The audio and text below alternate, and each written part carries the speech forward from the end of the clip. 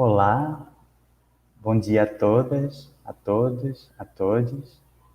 Sejam bem-vindos ao canal oficial do YouTube da Universidade Federal de Pernambuco e ao primeiro Simpósio Popfilia, que está sendo organizado pelo Grupo de Pesquisa em Comunicação, Música e Cultura Pop, o Grupop, do Programa de Pós-Graduação em Comunicação, o PPG-Com, da Universidade Federal de Pernambuco, a UFPE, e o grupo é coordenado pelo professor Tiago Soares. Vocês já devem saber, mas não custa lembrar, então sigam o canal oficial da UFPE no YouTube, ativem as notificações e aproveitem os eventos, palestras e as atividades promovidas pela universidade nessa plataforma. Antes de iniciarmos os trabalhos desta sessão, gostaríamos de agradecer ao Conselho Nacional de Desenvolvimento Científico e Tecnológico, CNPq, a Coordenação e Aperfeiçoamento de Pessoal de Nível Superior, a CAPES, e a Fundação de Amparo à Ciência e Tecnologia de Pernambuco, FACEP, que fomentam as bolsas dos pesquisadores envolvidos na idealização e na operacionalização deste evento. Gostaríamos de agradecer também ao UFPE pelo seu apoio institucional, que está viabilizando esta transmissão aberta pelo YouTube. Em função da pandemia de coronavírus, o primeiro simpósio Popfilia acontece integralmente de forma remota, de manhã com as conferências no YouTube, como essa, e à tarde e à noite em salas virtuais da plataforma Google Meet. Neste momento, estamos dando início... Daniel, a gente está com um erro na transmissão. Eita. Espera só um segundo, tá? Vai ter que começar tudo de novo.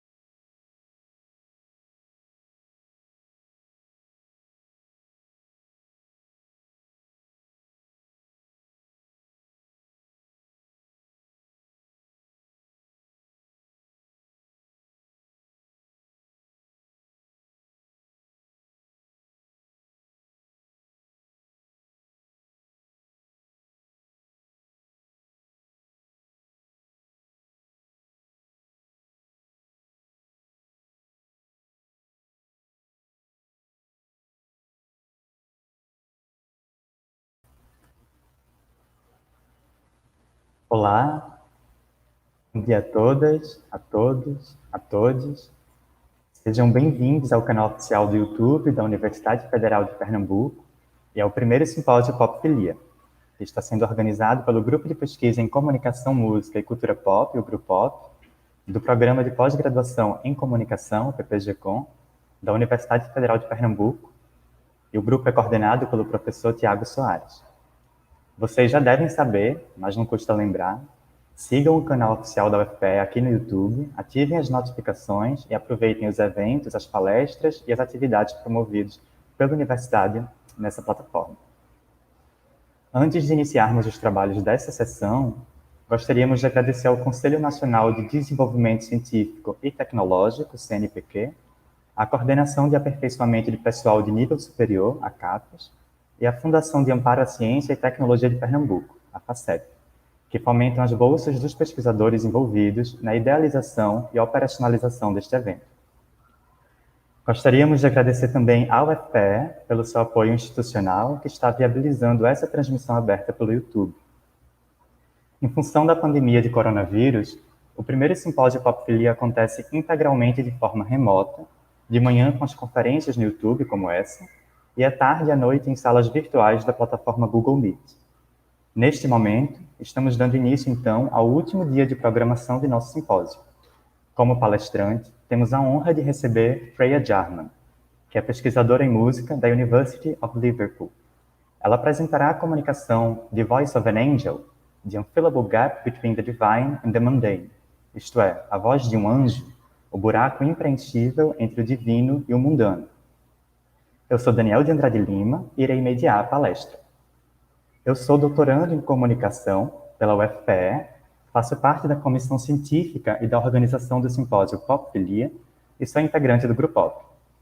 Tive contato com a obra de Freya, primeiramente a partir da minha pesquisa de doutorado, em que tenho investigado trocas entre vozes e gestos midiáticos, a partir de performances dubladas.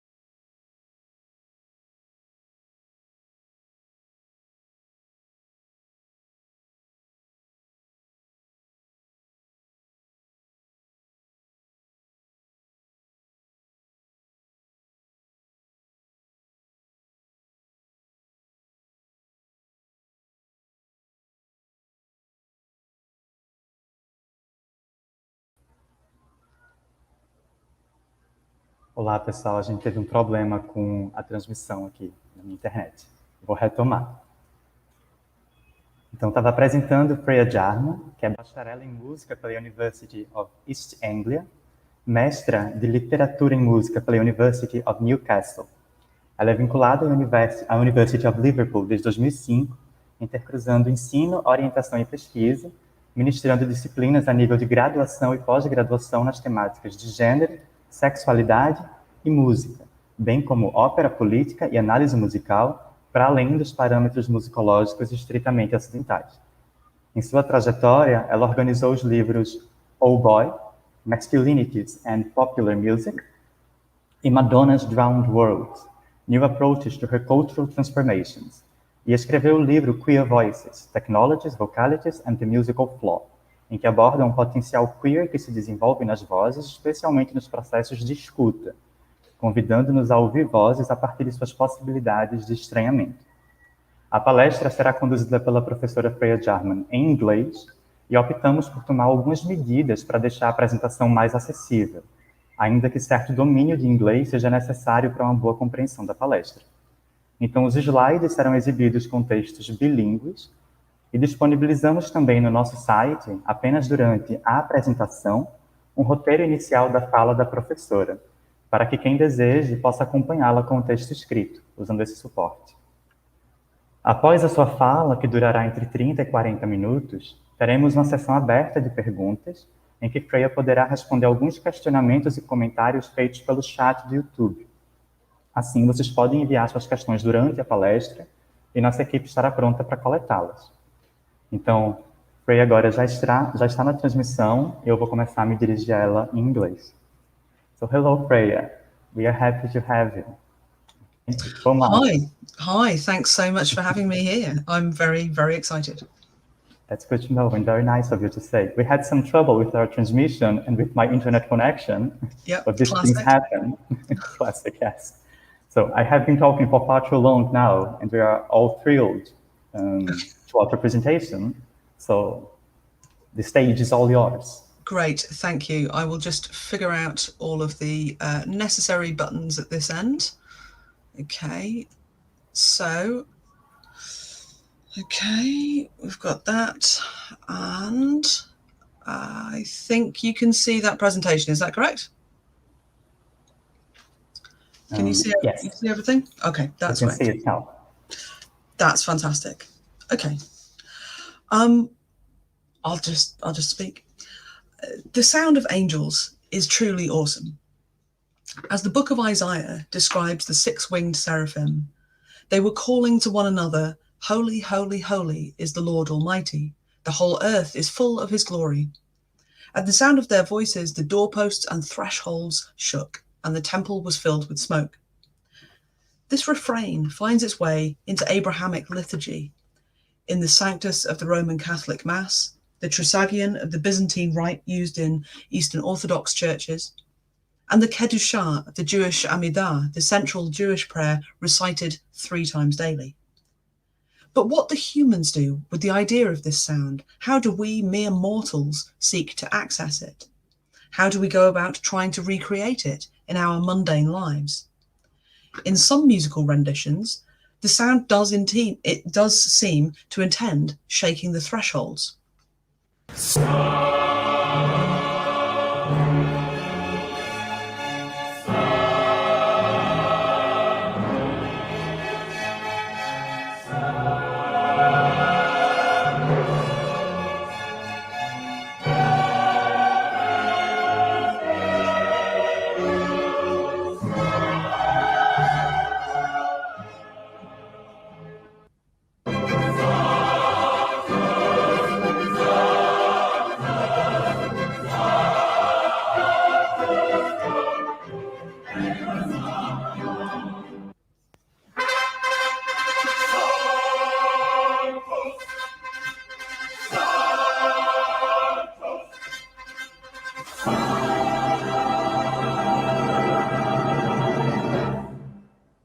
You heard that okay, I presume, do you? I'm going to ask you to just interrupt me if you didn't hear some clip. But very often, the ventriloquizing of angels results in quite the opposite sound. We might, for instance, take the Shema. This is a declaration of faith so central to Jewish practice that it is not only recited at every service, but prescribed as the last words of a dying Jew. It is said that we stole the second line from the angels. Blessed is the name of God's glorious kingdom forever and ever. And hence we say it in a whisper, except on Yom Kippur, when, in a peak state of atonement and as clean as the ministering angels, we are allowed to say it in full voice. Musically too, the angels' voices frequently find their mundane expression in a distillation of their awesomeness, a condensation rather than an expansion. Perhaps these are, in a sense, a musical articulation of God's revelation to Elijah, the still small voice that comes after the fire and the earthquake.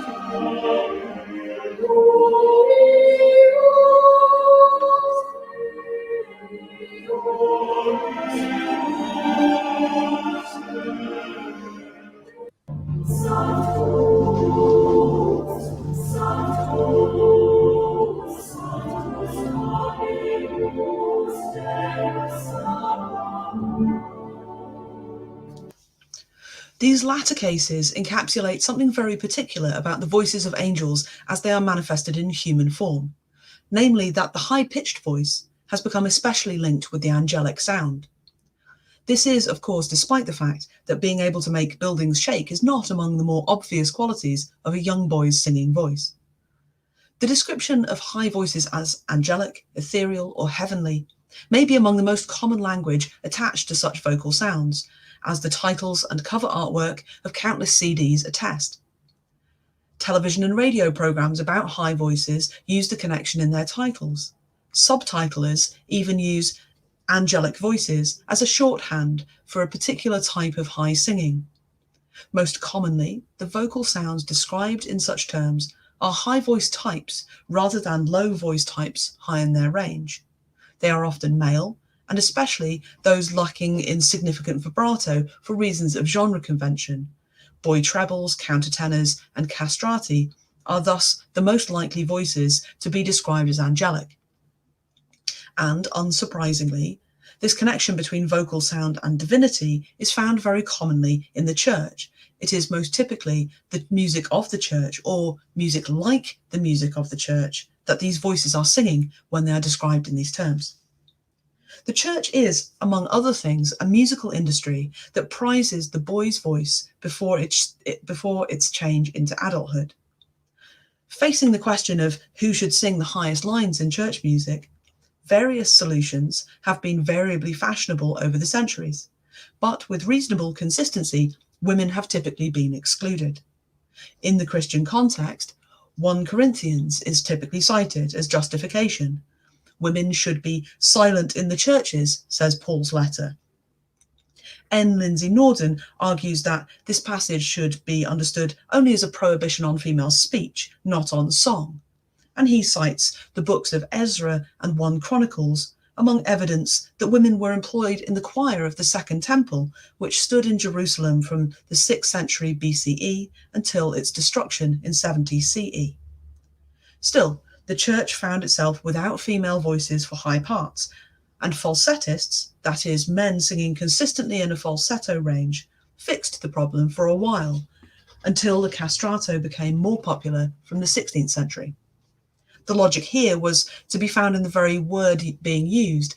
Falsetto seems to emphasize exactly the falseness of the high-pitched voice of the biologically intact adult, while the castrato voice was described by 17th and 18th century Italians as sincero, sincere.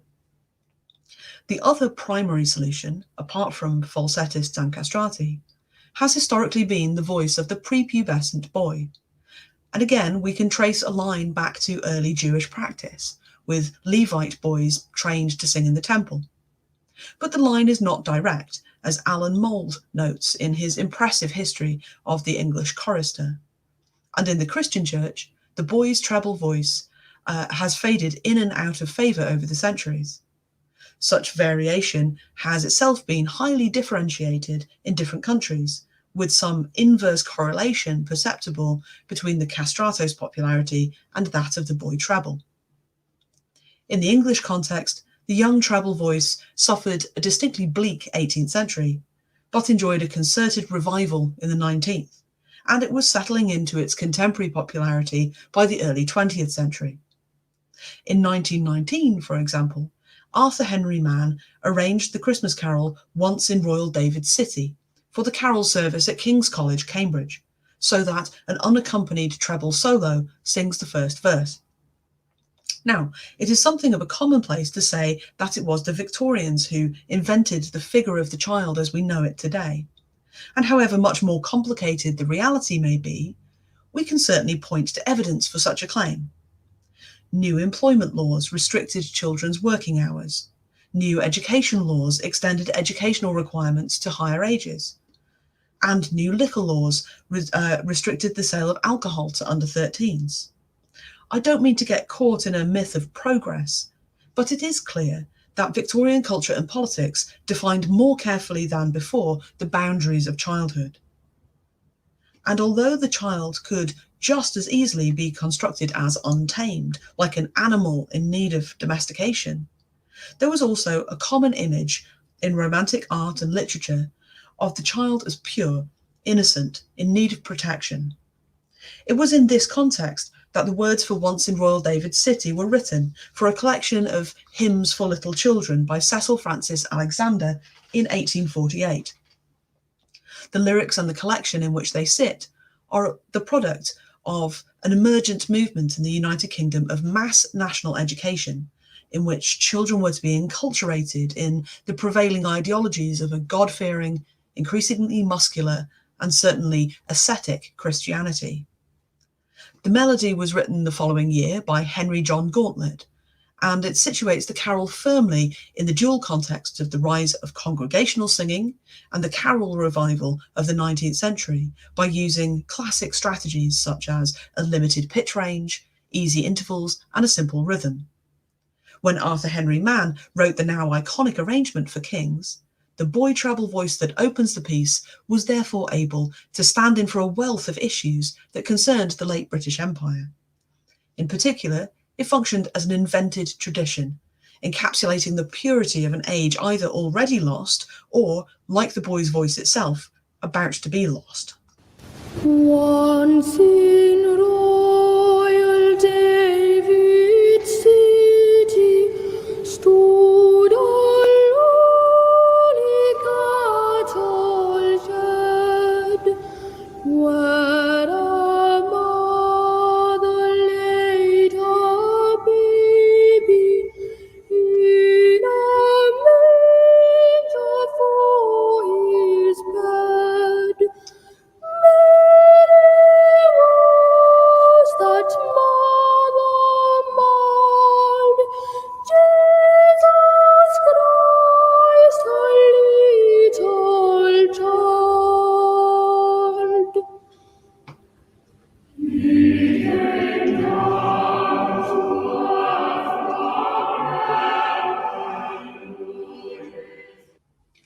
And so a tradition was established that continues 100 years later, one that became further amplified once the BBC began its live radio broadcasts of the service on Christmas Eve in 1928. As the late Stephen Clearbury, director of music at King's, observes, "When 3 o'clock comes on Christmas Eve, people hear the voice singing Once in Royal David City, and they feel Christmas is beginning." It is no coincidence that the first BBC broadcast was only a year after the Gramophone Company, later EMI, enjoyed their first million-selling record, treble master Ernest Luff singing Mendelssohn's "Oh for the Wings of a Dove." Examples like this speak to what Martin Ashley calls the trading of angels as a commodity. Such trade is pitched via a saccharine sentimentality to what the boy singers themselves refer to as an audience of grannies. In such sentimentalized, commodified moments, the boy treble voice signifies the angelic and the divine, the pure and the innocent. The voice of the boy treble is one of divine purity then, of innocence of the child, but this is audible partly because of what the voice is not, namely the voice of the adult male.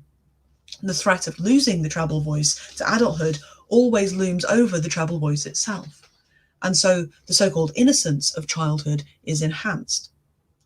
But this innocence of childhood is also gendered, being entangled with the purity of women. The women and children discourse of the Victorian era fused the two on the basis that both were carefree, unburdened by the responsibility of decision-making, or indeed not intellectually mature enough for it. Then this is the voice of an angel, but again the angel is not gender neutral either. A quick look at pre-Raphaelite art and Victorian discourse about women as angels of the home, or here Florence Nightingale as an angel of mercy, shows us that. So the boy treble voice is the sound of a borderland between the mundane and the divine, between gender neutrality and feminization. We also find examples where the voices of angels are represented by the countertenor, the high-pitched adult male voice. Album covers like these reflect that, as do descriptions of individual countertenors. These are multiple descriptions of Philippe Jarouski as cherubic, for instance. Since the rise of the countertenor as a voice type in the latter half of the 20th century, following the discovery by Michael Tippett of Alfred Deller in the 1950s, this unique timbre has been tied to notions of the divine, the angelic, the heavenly. George Benjamin's opera Written on Skin, for instance, casts a countertenor in the central divine role of the boy, an angel who is eventually murdered by a jealous husband. Here, the voice is radically contrasted with that of the boorish husband, and the countertenor voice is deployed for its coding of innocence, purity, and goodness, all wrapped up in the figure of the angel. Or there is Sally Potter's film Orlando, which uses the high voice of Jimmy Somerville, at first to situate the viewer in 16th century England, and later has Somerville flying above the 20th century Orlando's head, in all the trappings of a classical Greco-Roman angel, with a gold lame twist to kitsch up the image. The same connotative foundation spreads its significatory wings when the high-pitched adult male voice is used in popular music to signify the youthful romantic hero, as in the voice of Frankie Valli, for instance.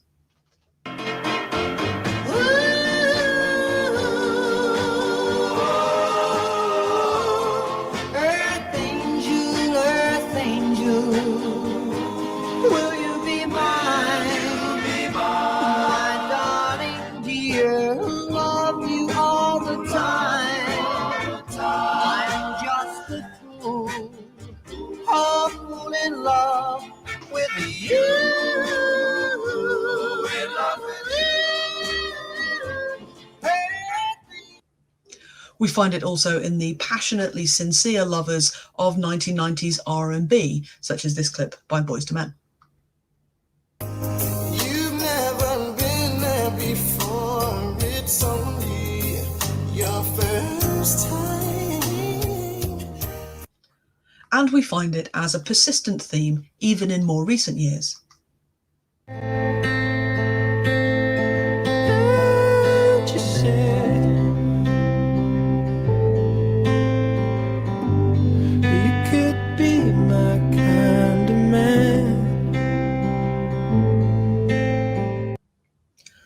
A signifying chain therefore ultimately extends from the angelic sound of the boy treble, through the boy angel of Benjamin's opera, to Frankie Valli's Earth Angel, to Boyz II Men, and beyond. But the high-pitched adult male voice has another sound to it, as Fernanda Eberstadt found in interview with the singer Philippe Jarouski. The countertenorial voice, she writes, is something of an acquired taste, continually teetering on the knife edge between creepy and sublime. This knife edge casts a shadow over the high male voice's association with the divine, to bring us into a darker version of the otherworldly, sometimes a demonism, and other times an otherworldliness not primarily governed by the Christian logic of heaven and hell, one that works on more amorphous imagery to play at the borders of moral, vocal, and sexual propriety.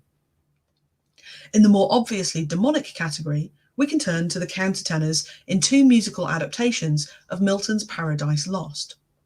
For Krzysztof Penderecki in 1978, the countertenor signifies death, and his otherworldly origins are underlined by the bone-rattling sound of the castanets that accompany him at each appearance.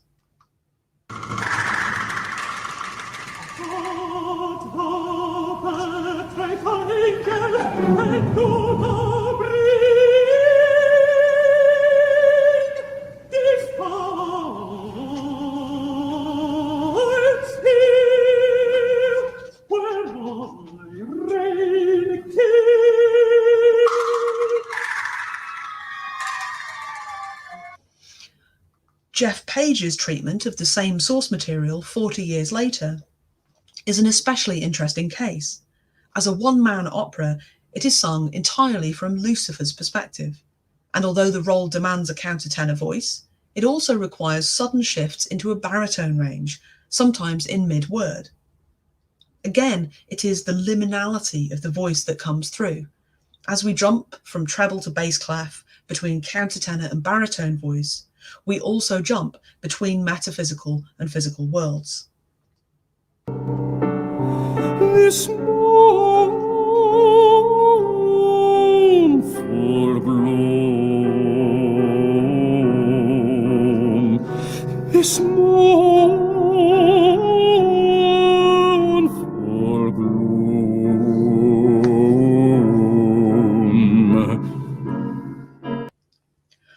more general, non-specific, eerie discomfort from another realm may be even more common, not least because, again, the significatory field is broad, and the connotations slip and slide among a range of ostensibly disconnected categories that are intended to unsettle.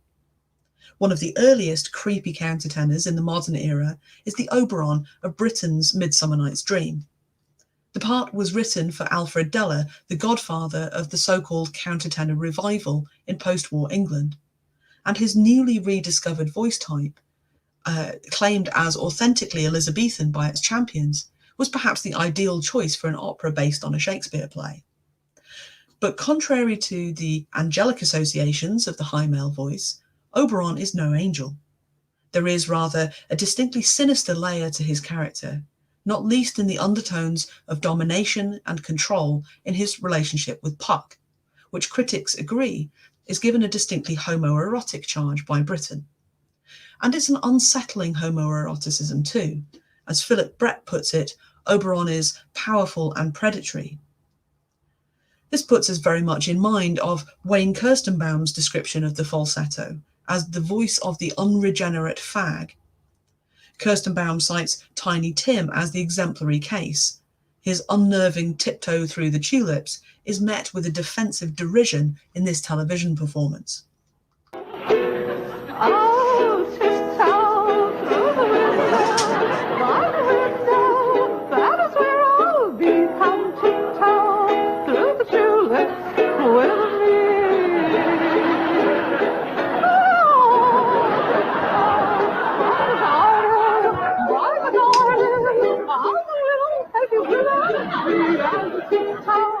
Through the tulips with me.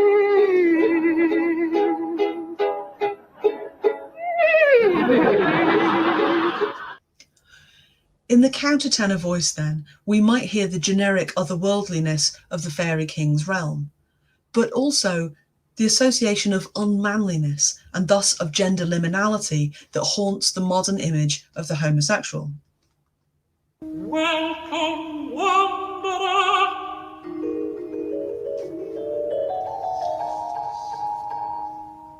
Hast thou a flower?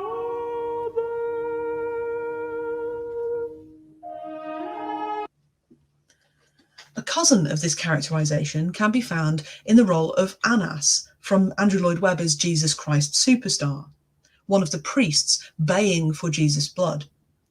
In the 1973 film version especially, he comes across as slippery, emasculated, leering, and manipulative, all qualities encapsulated in his vocal timbre. Notable in this is the fact of Annas's Jewishness. He is depicted here as a central player in the Jewish mob responsible for the crucifixion of the Messiah. From as early as Paul's first letter to the Thessalonians in 50 CE, the early church identified the Jews as those who killed the Lord Jesus. And the accusation of Jewish deicide was enthusiastically taken up by the 4th century in John Chrysostom's anti-Semitic homilies Adversus Judaeos, or Against the Jews. As William I. Brewstein writes, not until the Second Vatican Council in the mid-1960s did the Roman Catholic Church finally absolve the Jewish people of the deicide charge by declaring that the Jews as a people were not responsible for the death of Jesus Christ. But even today, nearly 60 years after Vatican II, clarity is still apparently needed. Frank Flynn cleared up the matter for Newsroom in 2004 on the release of Mel Gibson's infamous The Passion of Christ. But in 2019, the messianic group Jews for Jesus still evidently needed to offer clear advice to the question, how do you respond when people say that the Jews killed Jesus? And in the same year, when Haaretz reported on the research of Israel Knoll, with the headline, "The Jews aren't to blame for Jesus' death," they were careful to cast a big if over whether the scholar was right. Here is Annas then, ensuring he's right at the centre of the Messiah-murdering action, ingratiating himself with the high priest Caiaphas through his sly and leering voice. What then to do about Jesus of Nazareth, miracle wonder man, hero of fools. No riots, no army, no fighting, no slogans. One thing I'll say for him, Jesus is cool. We dare not leave him to his own devices. His half-witted fans will get out of control. How can we stop him? His glamour increases by leaps every minute. He's top of the poll. Annas contrasts radically, of course, with the voice of Jesus himself, who also makes pronounced use of the falsetto range in Gethsemane, hitting a high G and typically extending it for several bars at high volume, as he rages at a God who remains silent on the reason for his impending death. As Jesus, Ted Neely sits in a long tradition of fair-skinned, fair-haired, light-eyed Jesuses. John Scott's painting here, commissioned by the Church of Jesus Christ of the Latter-day Saints, is one famous example. By comparison, the Armenian Kurt Yaghian as Annas and the rest of the priests are downright swarthy, their dark, unkempt beards an immediate signifier of their villainy. But beyond the visual context, the musical frame in Gethsemane and Neely's general vocal performance also render a different signifying space for Jesus' highest notes. Neely's timbre and articulation operate much in the manner of Bruce Dickinson, Axl Rose, Freddie Mercury, or any one of a number of male singers whose wide vocal range and strong falsetto technique signifies vocal power and sonic supremacy rather than an insufficient masculinity. Show me there's a reason for you wanting me to die. Far too keen on where and how, but not so hot on why. All right.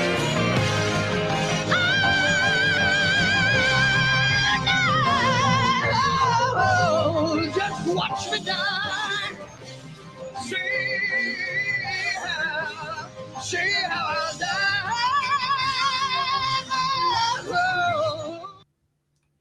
Conversely, Annas's highest notes are more integral to Yaghian's portrayal of the character.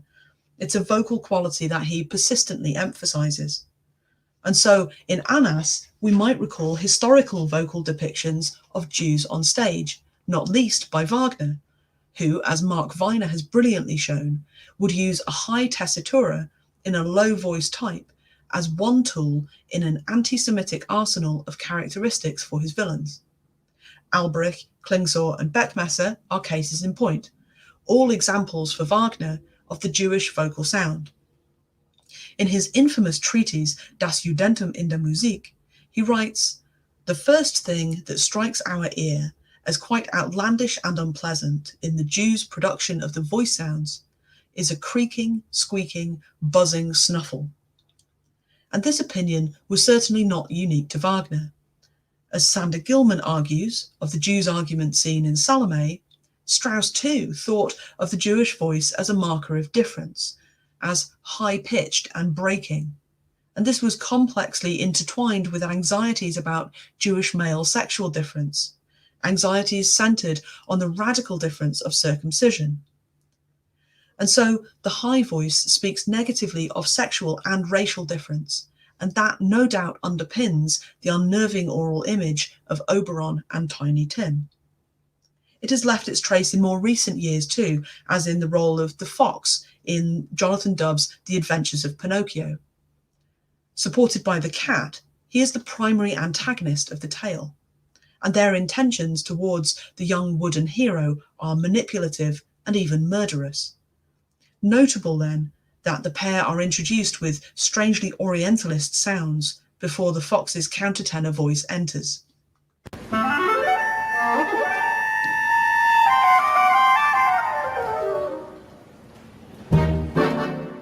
Pinocchio, my fine young fellow, how charming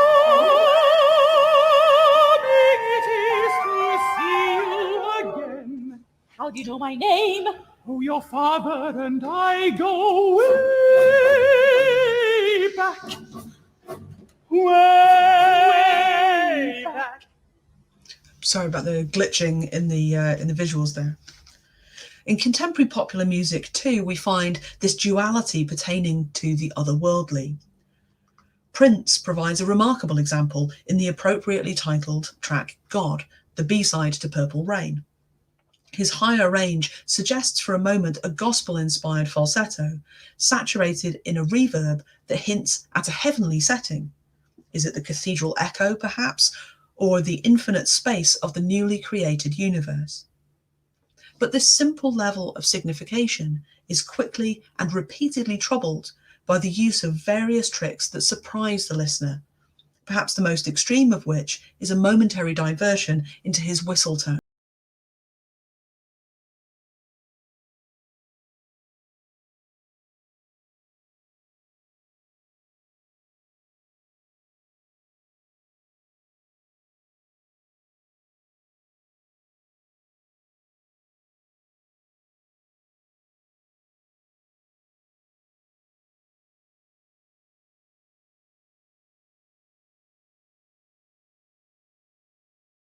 Minutes later, chaos gradually descends. Vocally and then harmonically, we start to lose our connection to the basic gospel foundations of the piece, and we enter a new other world.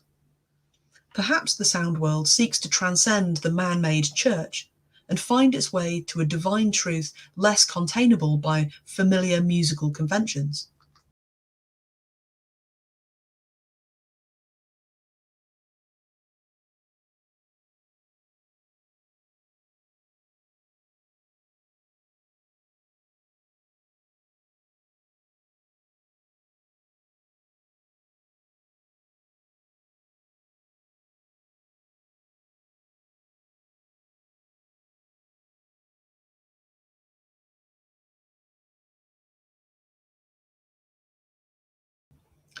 Meanwhile, lesser-known English singer Martin Grech makes the case for the radically underworldly.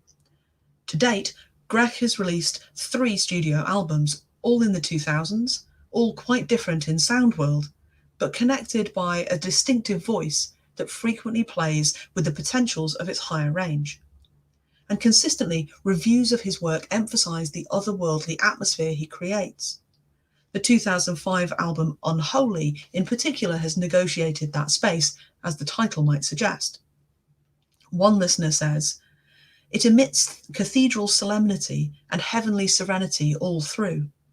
Most of all, it resembles to me a Gregorian liturgy, but it rocks and is imbued with some satanic darkness."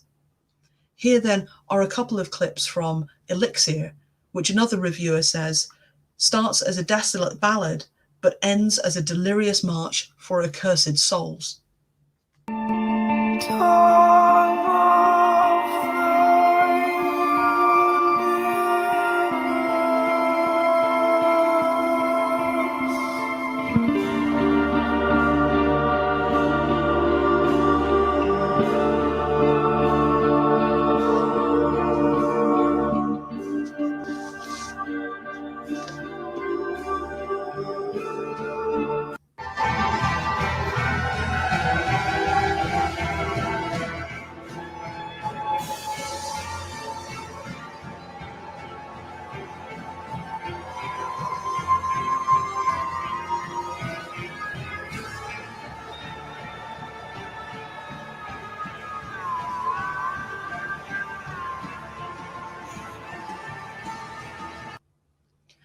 And so we continue to wrestle with the voices of angels, treading a fine line between various other worlds that are not at all stable. The deepest forces of the universe, the heavenly and the hellish, are both sounded, often simultaneously, by these high floating voices. I propose that the peculiar juxtaposition of these significatory chains, bound up in the same timbral package, tells of a number of intertwined vocal lineages. One of those is the history of these voices in religious music. It was, after all, in Canterbury Cathedral where Michael Tippett famously discovered Alfred Deller, and in the church that the boy treble voice first found its real locus. Another can be traced to the tension between a 16th century suspicion of the male falsettist and the popularity of the castrato as a supposedly more natural way of achieving the same vocal range. Here we see a distinct hierarchy in types of high voice, with some revered and others ridiculed. In more recent decades, discourse on the divine has been profoundly shaped by a post-Holocaust theology and the challenges of reconciling the notion of God with the actions of humans. In this context, the countertenor voice has struggled ever harder to access divinity. It had been a restricted access for some centuries, the falseness of the falsetto being a perennial problem. But the so-called rediscovery of the voice did not fall on fertile ground in terms of gender politics either. Tippett worked consciously hard to assure audiences of Alfred Deller's masculinity, for instance, referencing Deller's sons as evidence of his sexual normalcy, and Deller himself maintained his beard quite deliberately for similar reasons. To this day, high male singers, or Sam Smith is obviously gender non-binary, but at this point was identifying as male. They continue to play with the same tropes. So while these voices may enjoy the benefits of divinity, such high vocal timbres also carry the burden of sexual ambiguity and suspicion, and the metaphysical world bears down on us very differently now than it used to. The angel's voice is indeed awesome, and one that, by definition, straddles the divide between the divine and the mundane. But in seeking to ventriloquize it, humans have instead found themselves teetering between the divine and the demonic. Thank you ever so much for listening.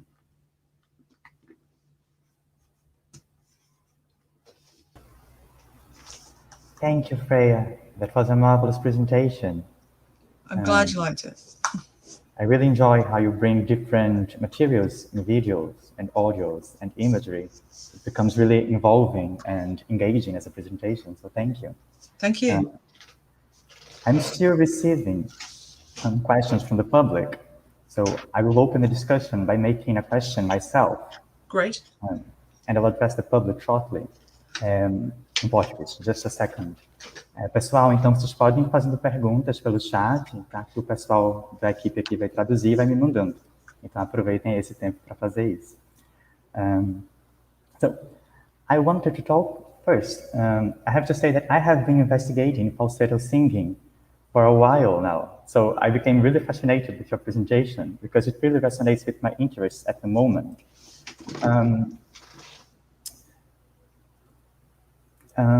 Let me think. I think it's almost impossible to listen you talking about high voices and falsetto without thinking about Pablo Vittar.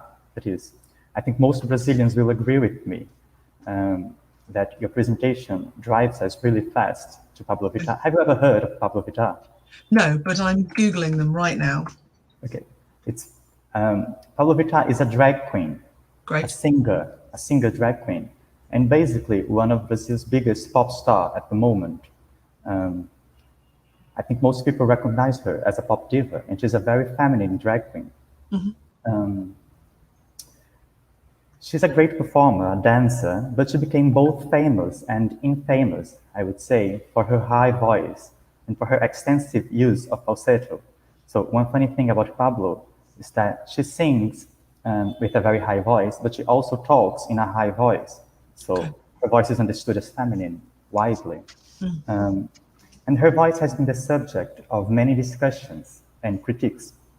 It is often said that her voice is annoying or disturbing or too loud or out of tune, and especially, and I think this is the biggest critique, that it is forced, unnatural to sound like a woman, and that it would be unhealthy. This is something important, that it would be unhealthy to sing this way. At the same time, her fans claim that she is able to sing very well in some performances, especially when she's singing pop ballads, such as Beyoncé's Halo, for example. Mm-hmm.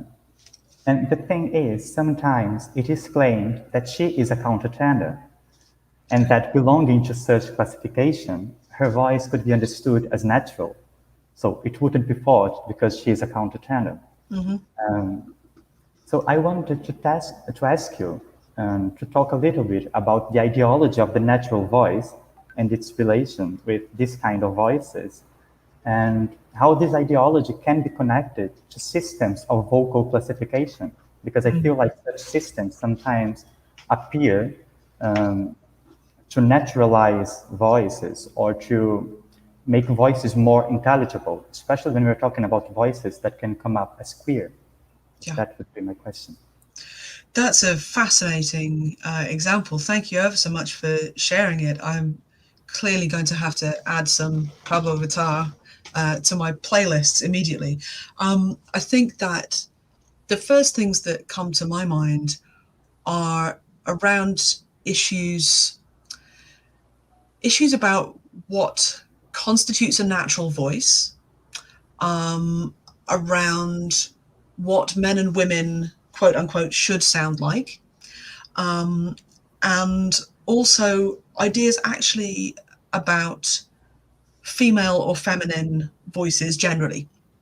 So, you know, it's not always been the case, for example, that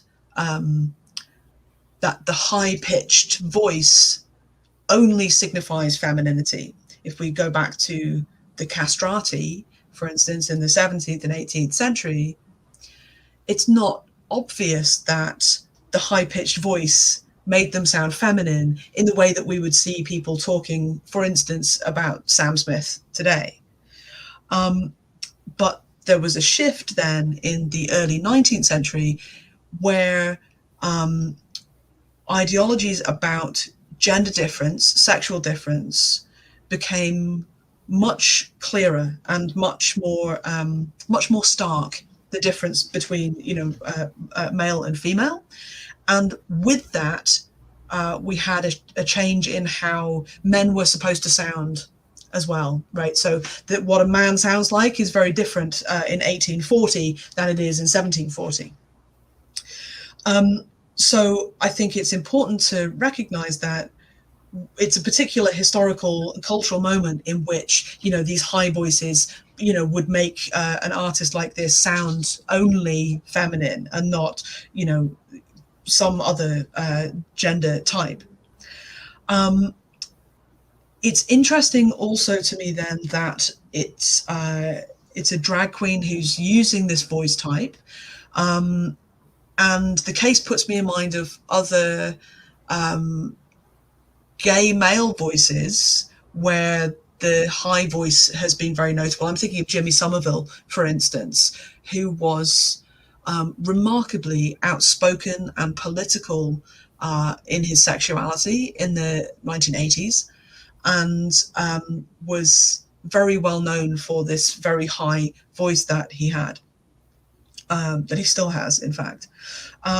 So there has been obviously a linkage between the countertenor voice or falsetto range and queer sexualities, queer gender identifications. The voice is clearly, because it speaks so much of the self or an idea of the self, that when we hear these high voices, we think we hear something about a gender of somebody, right?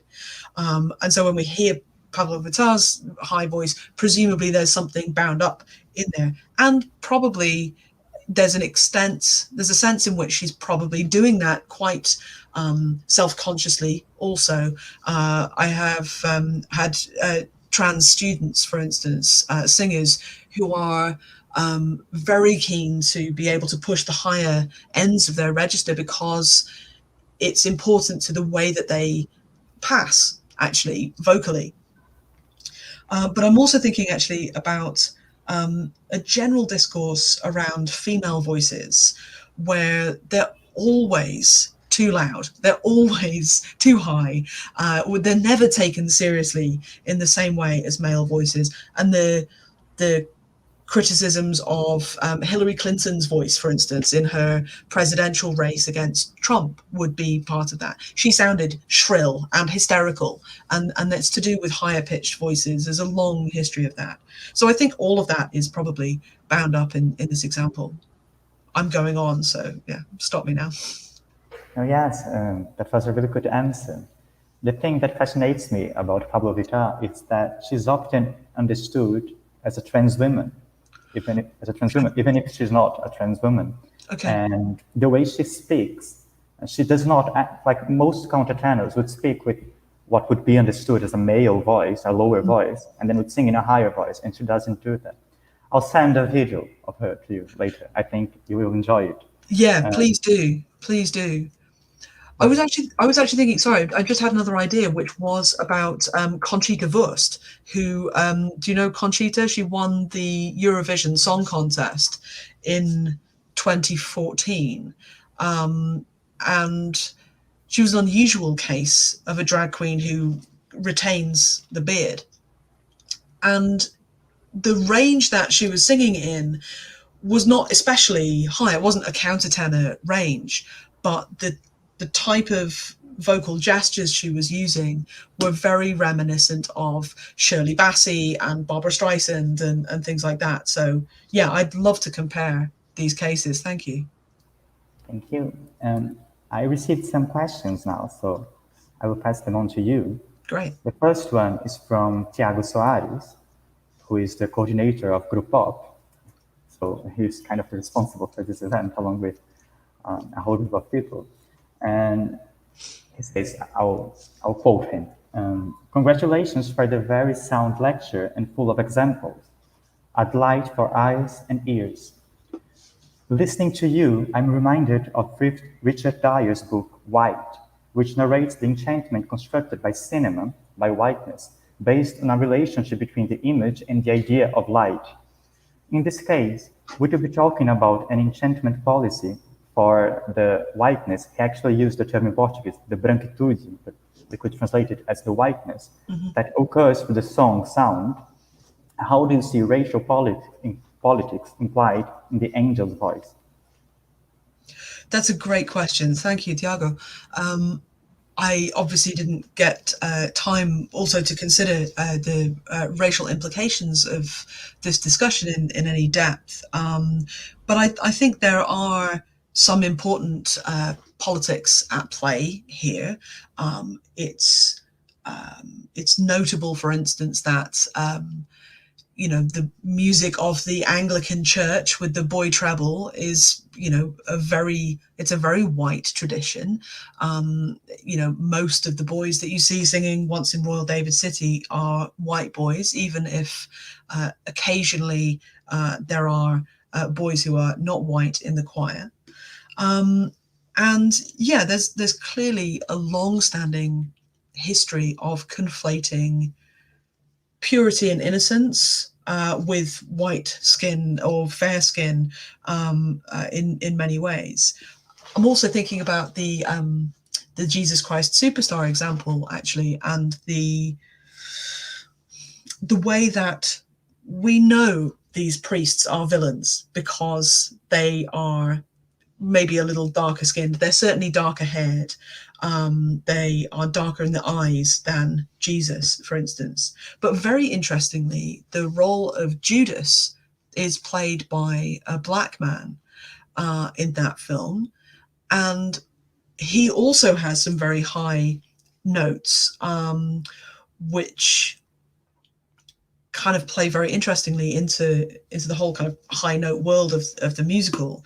And I think that, there are some interesting sort of just post-civil rights movement politics at play. There's a scene where Judas hangs himself right at the end of the film after he's betrayed Jesus. And the camera kind of zooms out a lot to see the body of Judas from this tree. And it really is a striking image in the context of a history of lynching African Americans. So it's intriguing the way that high notes, even in one single text, can work very differently in racial terms as at the same time as gender terms. And I think those are part of the same thing, right? That the whiteness of Jesus in that film and the whiteness of the rock idiom in which he sings Gethsemane allow him to sing in this high voice without any damage to his masculinity, right? Because he's securely white, musically and visually. So yeah, I'm not sure if that exactly answers the question, but it's certainly a start towards it, I guess. I think it does, so thank you. I'll pass on to another question. This one is from Eldo Pereira, and he's asking, I would like to ask how Freya relates this divine to other cultures in which the sound image of the angel does not exist, such as in Japan, if she has already done some preliminary comparative analysis. And thank her immensely for her contribution today. My God, wonderful speech. Thank you. It's a very important question. I have not done much exploration of these high voices and the angelic worlds outside of the Western Hemisphere by any means. Partly because I've started with a sense of the musical worlds that are familiar to me and the musical training that I've had. Partly because these two elements, the angelic and the demonic, are part of a much bigger project where I'm looking at the construction of gender through high voices throughout Western music history since Hildegard, from the 12th century onwards. So, I take the point that the past is another country, right? That already there's a very long history that I'm looking at, which, I have to limit the scope somewhere. However, I would be extremely interested to see how the gender politics of the metaphysical world operate in a culture where that metaphysical world is not expressed in terms of angels and demons. And as I said, some of these cases, like Martin Grech, for instance, or, some of these cases don't point specifically to heaven and hell or to angels and demons. Anas is one case, in fact. There's something in the voice that is intended to be unsettling and dark and from somewhere that we don't trust. And whether that's geographical or metaphysical or moral, however it's manifested, with or without the language of angels and demons, I expect we might find something similar or, something comparable in another cultural context. But thanks for the question. Thank you, Freya. I'll pass on to another question because we're receiving now some questions. So the next one is from Lívia Pereira.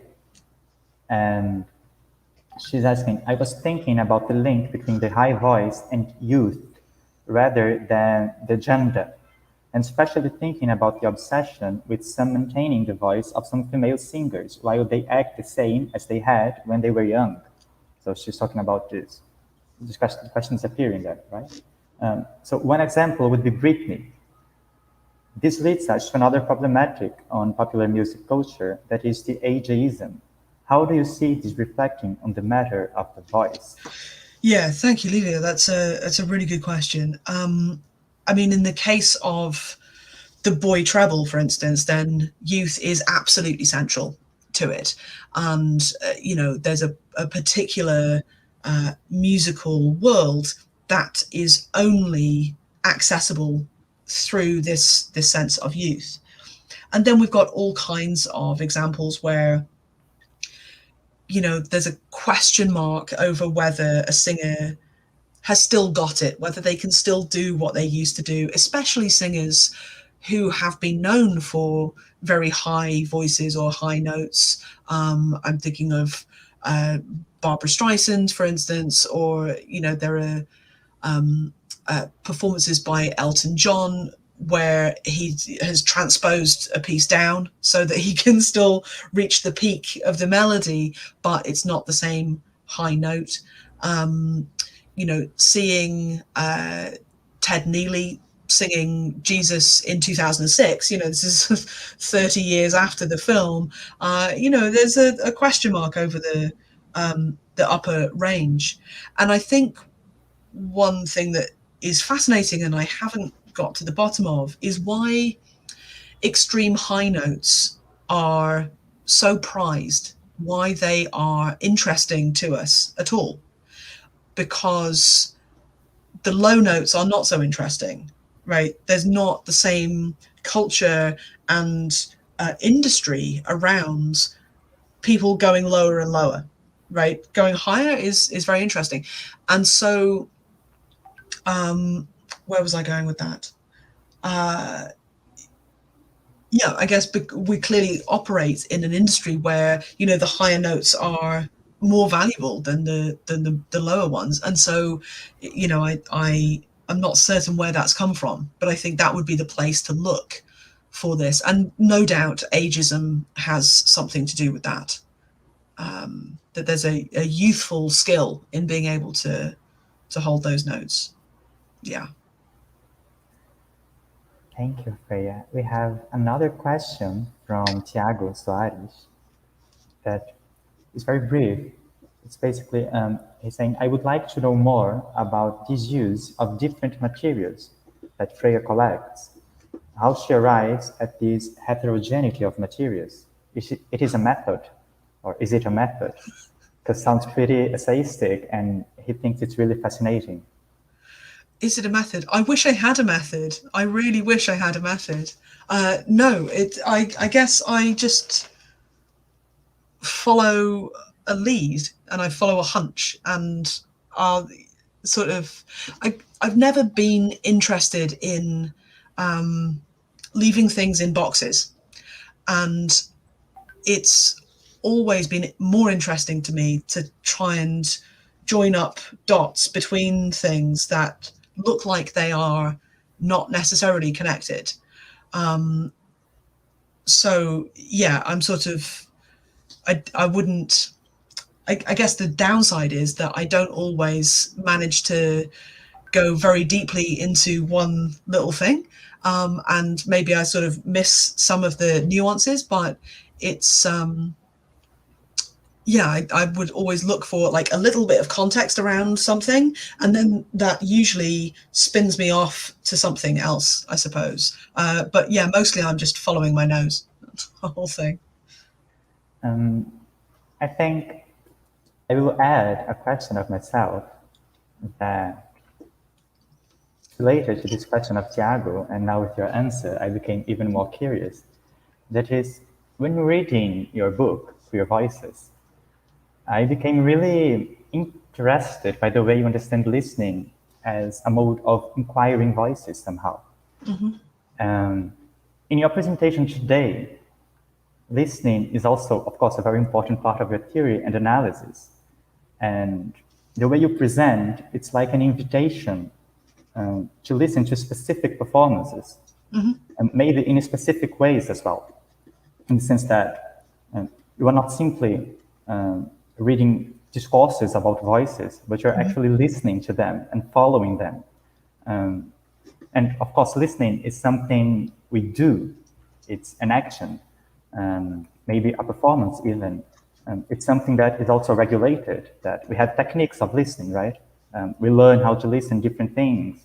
And it is, at the same time, a very personal experience. Mm-hmm. Even when we are being part of collective practices of listening, as in concerts, for example, listening is still plural. It has singularity in the way each person listens, both because of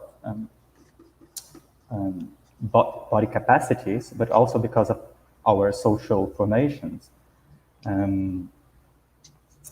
So when I got in touch with your work, and now specifically with the presentation, your work appears to me as a way of communicating your experiences of listening as well, mm-hmm. as sharing a very embodied practice of listening. Mm-hmm. And in your theory, for what I understand, it is also by listening that voices can become especially gendered and be put at risk.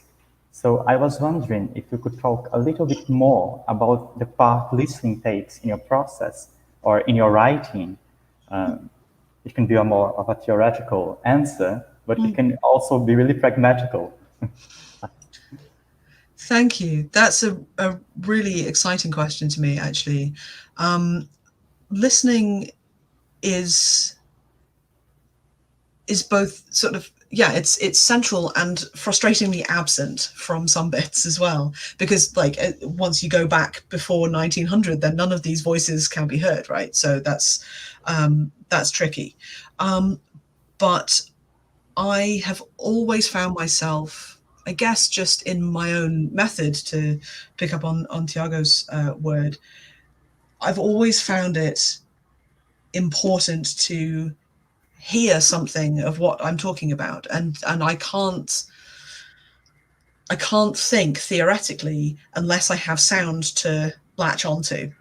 So that is kind of a personal process for me, I suppose.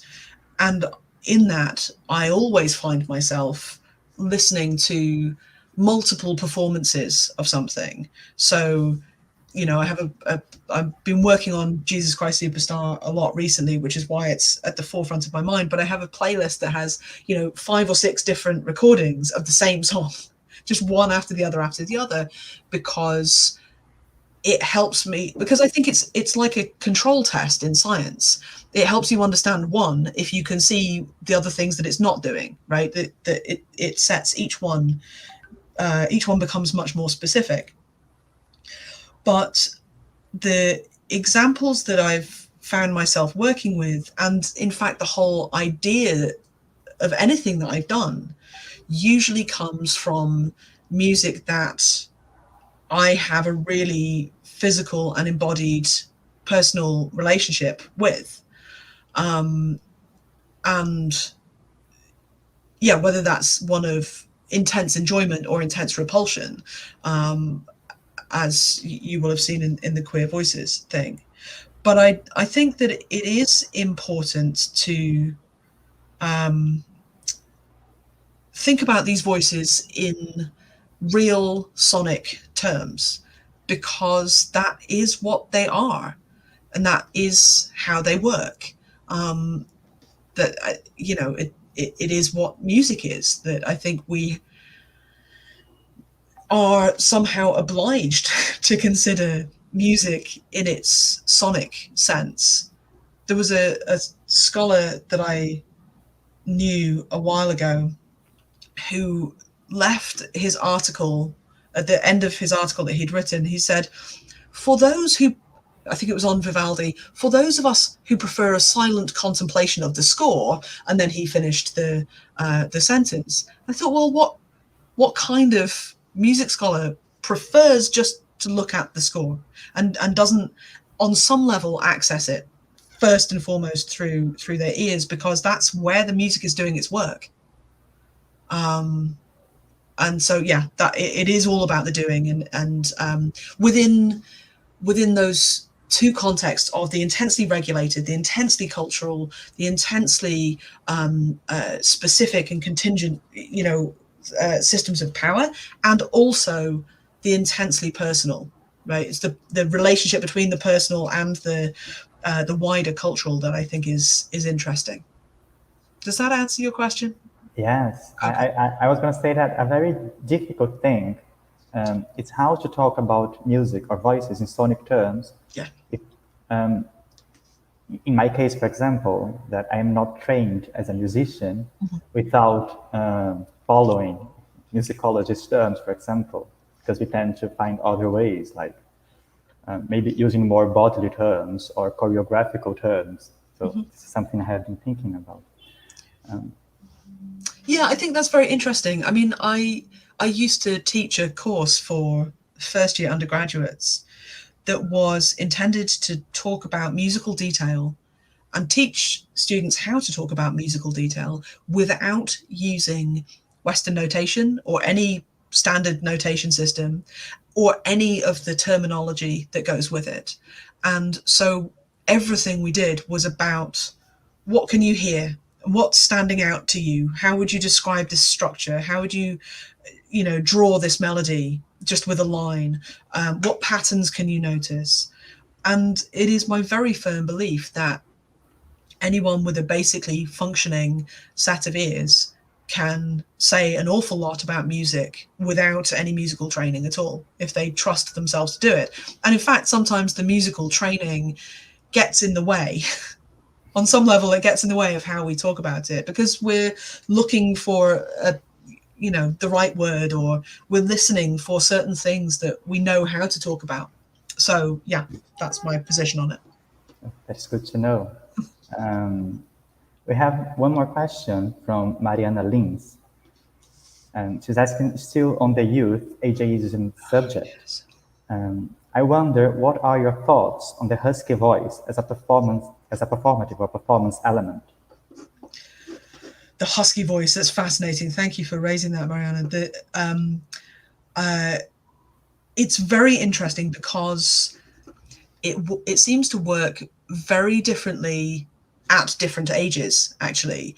That at some point it becomes a marker of age in a way that might be understood in negative terms, right? So the singer, they're not up to it anymore. They've lost it. Their voice is ravaged by time and by age.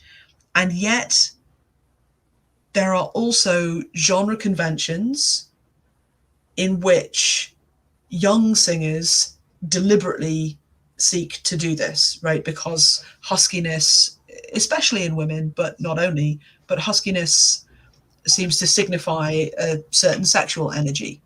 And it's interesting that a husky quality can signify youthful sexuality, and also a sort of impotent, infertile, unsexual age, right? That especially women, when they get to a certain age, are no longer thought of as sexual beings, and that, a similar timbre can do very different work at each ends of the age spectrum.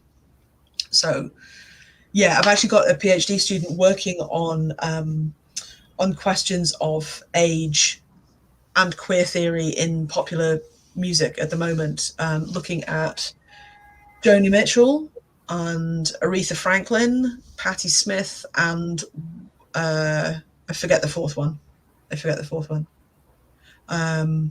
What is it?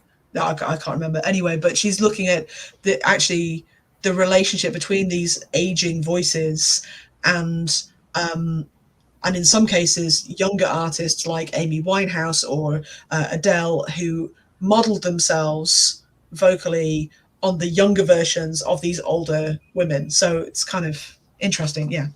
Time, man, it's really weird. Freya, I think we are getting to the ending of our session. We are almost running out of time. There are no more questions. There are compliments. Well, thank you for them all. Are being enthusiastic, but no more questions. Okay. So I would like to invite you to share your final thoughts or to add something you would like. So sure. Yeah. So it's been very interesting to me to put this together and explore the comparison between the angelic and the demonic through similar sort of vocal timbres. As I said, it sits in a larger project for me about how high voices, high notes in vocal music can signify all kinds of things. And they may be high voice types, like some of the ones I've played with today, and they might be high notes within a not very high voice type, such as the climactic notes of a tenor hero aria, for instance.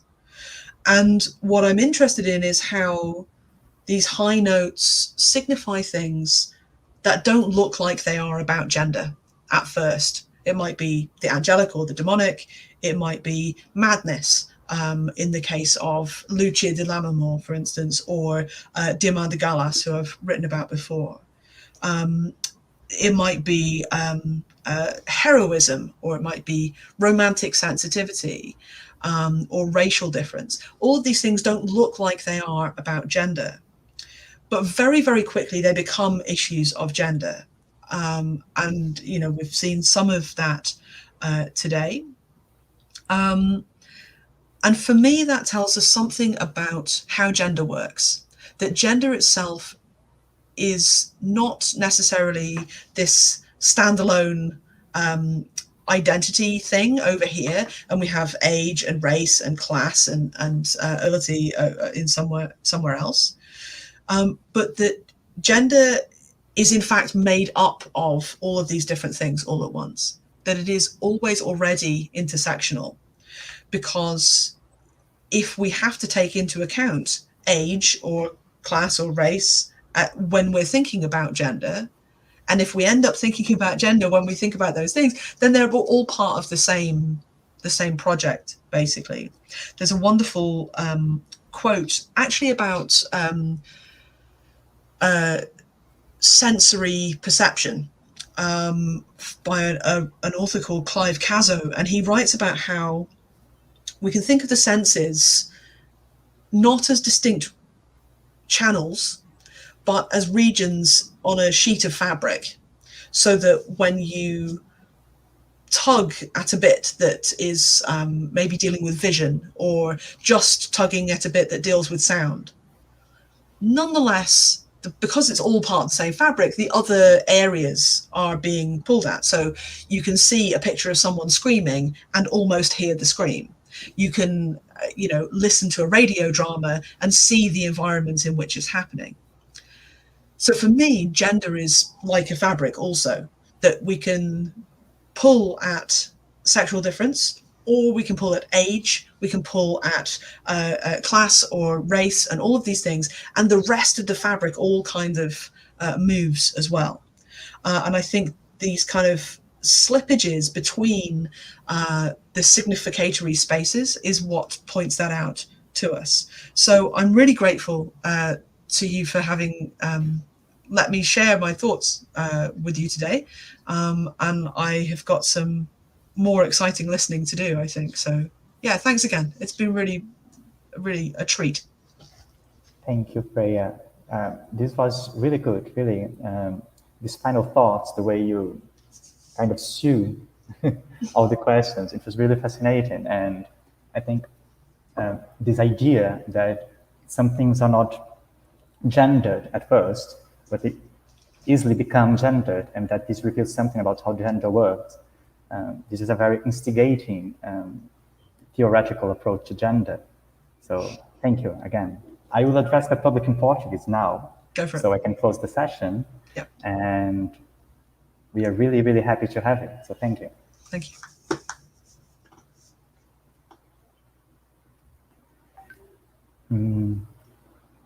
Então, pessoal, a gente está chegando agora no momento final da sessão. Gostaríamos de agradecer a todo mundo que acompanhou o debate e também a Freya pela disponibilidade e interesse, e a toda a equipe que viabilizou esse momento, porque tem muita gente aqui fazendo as perguntas, traduzindo e fazendo isso acontecer. Vamos agora continuar com o último dia do simpósio e retornamos às 14 horas para a mesa Corpos em Ação, que será fechada para as pessoas inscritas no simpósio pelo Google Meet. Lembrando que logo mais, às 20 horas, como encerramento do simpósio, teremos o lançamento de 4 obras que tratam diretamente de questões que foram discutidas nas sessões do Popfilia. São os livros Divas Pop, o corpo-som das cantoras na cultura midiática, que é organizado por Tiago Soares, Alain Mangabeira e Mariana Lima, o livro Modos de Experienciar a Música Pop em Cuba, de Tiago Soares, o livro Música Pop Periférica Brasileira, Videoclipes, Performances e Tretas na Cultura Digital, de Simone Pereira de Sá, e o livro Artivismos Musicais de Gênero, Bandivas, Travestis, Gays, Drags, Trans e Não Binárias, organizado por Rose de Melo Rocha. Então, obrigado mais uma vez, a gente se vê mais tarde e até mais.